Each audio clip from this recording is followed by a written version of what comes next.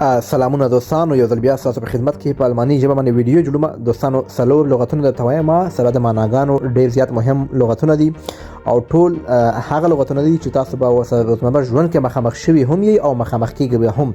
د کار لغتونه دي چې د کار ته ځئ او چېرته پناه غوښتنې په بوسې لپاره دغه الفاظ استعمالېږي. راځئ چې زده کړو. اول لغت موږ سره دوستانو Der Antrag. Der Antrag.